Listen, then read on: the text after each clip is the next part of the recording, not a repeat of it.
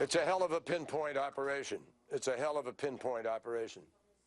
Right. It's escalating significantly, and it just underscores the need for ceasefire. We've got to get over there. Yep. Thank you, John.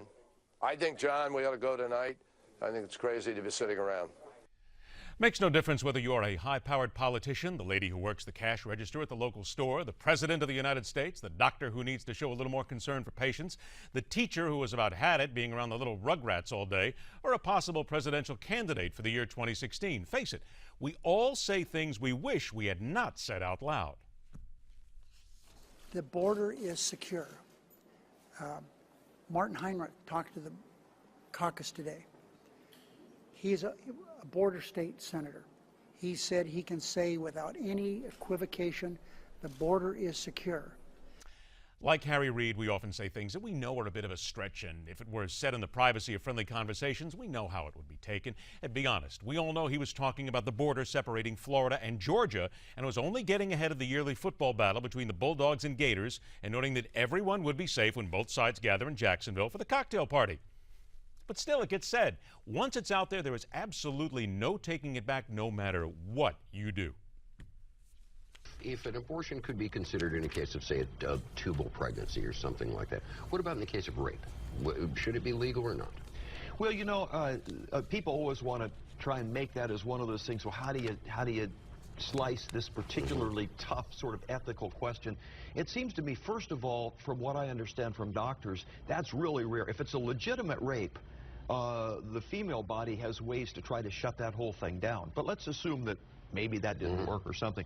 You know, I think there should be some punishment, but the punishment ought to be on the rapist and not attacking the child. My sainted granny always used to warn me of such verbal dangers. People will judge you by the way that you speak, Edward, she would remind me every chance she got. Later in life, that slice of advice was turned into something much more manly when we talked about those moments where your mouth was moving at 100 miles a minute, yet your brain was not even in gear. This is all about things that we say.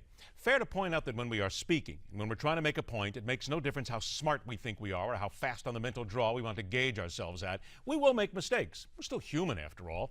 And when that brain is racing to try and find the right thing to say, we sometimes trip over a few cells and throw ourselves under the commentary bus.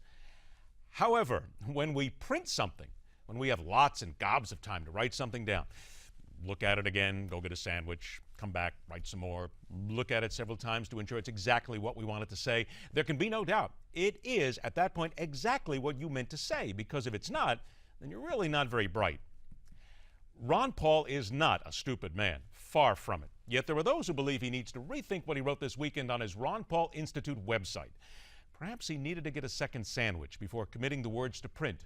For in commenting about the despicable shoot-down of Malaysia Airlines Flight 17, the former presidential candidate became the darling of the Kremlin and found himself being celebrated around the world by those who stand fast in their belief Vladimir Putin had nothing to do with the killing of 298 souls. From his site, just days after the tragic crash of a Malaysian Airlines flight over eastern Ukraine, Western politicians and media joined together to gain the maximum propaganda value from the disaster.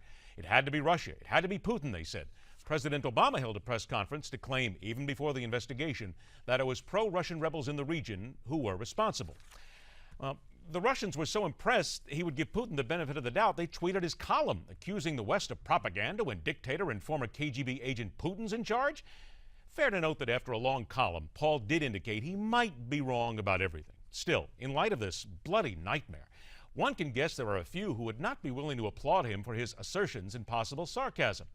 Mr. Paul, allow me to quote a very old adage I'm certain you knew long before I was even a glint in my dad's eye. Allow me to add some New Age wisdom to it. If it quacks like a duck, walks like a duck, and if there are satellite trails, video, audio transmissions, missing black boxes, drunken pseudo-soldiers rifling through the personal possessions of the dead, and a man who has bankrolled the entire invasion and killing of innocent civilians on the ground and in the air, then it's a duck. And I would be thrilled for you to join me here on MidPoint at any time to explain in depth what you meant to say. For I, like so many others, know you did not mean to stand and support Vladimir Putin. We know that. And that's telling it like it is. We continue right here on MidPoint, where every day we question everything.